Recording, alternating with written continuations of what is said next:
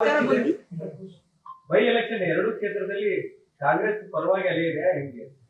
ಎರಡು ಕಡೆ ನಾವು ಗೆಲ್ತೀವಿ. ಅದು 100% ನಮ್ಗೆ ಭರವಸೆ ಇದೆ. ಎಲ್ಲಾ ವೋಟರ್ಸ್ ನಮ್ಗೆ ಸಹಯೋಗ ಇದೆ. ಎಲ್ಲಾರು ಮುಖಂಡರು ನಮ್ ಕೆಲಸ ಮಾಡ್ತಾ ಇದ್ದಾರೆ. ಅಲ್ಲ, ಎರಡು ಕ್ಷೇತ್ರದಲ್ಲಿ ಸರ್ಕಾರವನ್ನೇ ತಮ್ಮನ್ನು ನಿಲ್ಲಿಸಿ ಮಂತ್ರಿಗಳು ಎಲ್ಲರೂ ಕೂಡ ಅಲ್ಲೇ ಇದ್ದಾರೆ. ಅಲ್ಲೇ ಇದ್ದಾರೆ. ನಮ್ದು ಜಿಲ್ಲಾ ಸಚಿವರು ಇನ್ಚಾರ್ಜ್ ಬಾಗಲಕೋಟದಲ್ಲೇ ಇದ್ದಾರೆ. ಒಂದ್ ವಾರ ಆಯ್ತು ಅಲ್ಲಿ ಬಾಗಲಕೋಟದಲ್ಲೇ ಇದ್ದಾರೆ.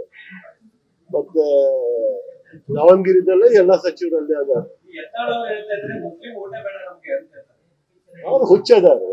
ಅವ್ರು ಏನ್ ಮಾತು ಕೇಳ್ತಾರೆ. ಇವನು ಅದೇ ಹೇಳಿದ್ನಿಲ್ಲ, ಇದು ಕಲ್ಪನೆ ನಾವು ಇದು ಹಿಂಗ ನಾವು ನಮ್ ದೇಶ ಹಾಳು ಮಾಡಾಕತ್ತೀವಿ. ಇದು ಬೇಡ, ಅವ್ರು ಬೇಕು, ಅವ್ರು ಬೇಡ, ಇವ್ರು ಬೇಕು.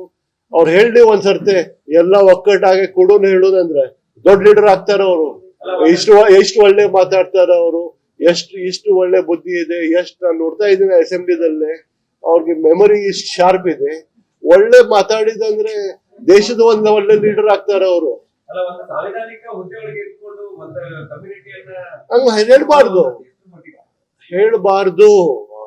ಇಷ್ಟು 10 ನಿಮಿಷದಿಂದ ಅದೇ ಹೇಳಕತ್ತೀನಿ ನಾನು.